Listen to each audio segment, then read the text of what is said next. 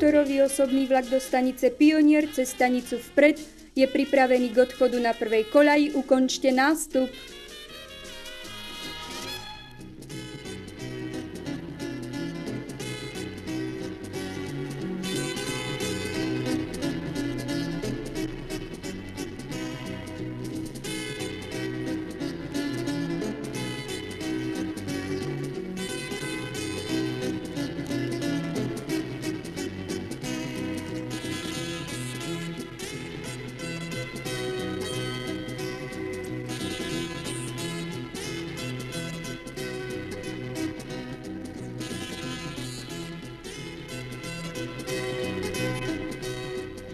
Výpravca dá pohotové na odchod a vlak odchádza na čas.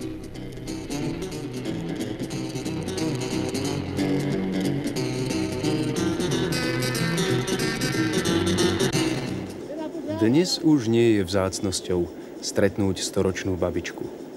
Ale takúto starenku v svadobnom šate sa podarí uvidieť málo komu. Stará parná mašina, ktorá kedysi po úzkom rozchode vozila drevo z Mníška do Smolníka, bola už dávno odpísaná. Vďaka iniciatíve nemnohých železničiarov z bývalého košického prevádzkového oddielu a ďalších nadšencov z rušňového depa sa dostala do rúk odborníkov zo železničných opravovní strojov v Českých Veleniciach. Tí po roku a za necelého 500 000 vysústružili, odliali a vymenili zubom času zničené časti rušňa.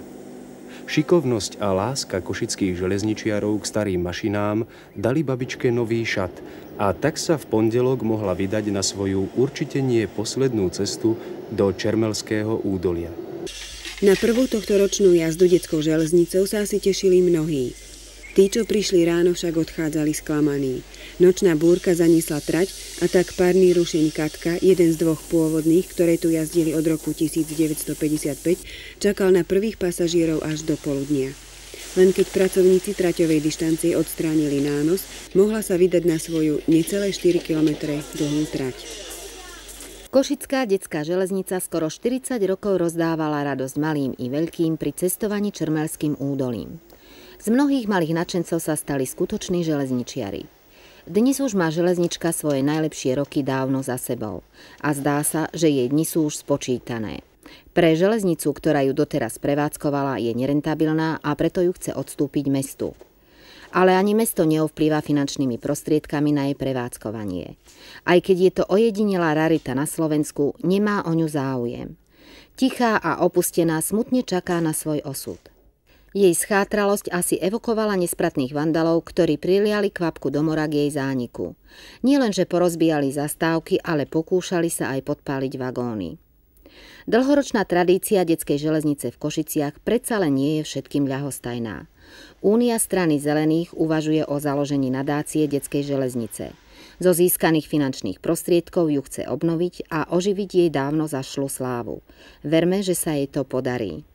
Veľa možností na výlety do blízkej prírody obyvatelia Košíc nemajú. A tak nie je div, že Čermeľ aj Alpinka sa pri dobrom počasí stávajú miestom oddychu, rekreácie a relaxu mnohých Košičanov. Ani počas včerajšieho sviatočného dňa nebola v týchto miestach o návštevníkov núdza. Svoje urobili i atrakcie, jazda na poníkovi či na parádnom konskom záprahu. Menší si mohli vyskúšať, ako to ide s nimi na bugine, alebo sa do sítosti hojdať na hojdačkách. V septembri vás už na Alpinku rušeň Katka a jej 3 vozne neodvezú. 300 000 korunová dotácia vystačila akurát na leto a aký bude jej ďalší osud, ukáže čas.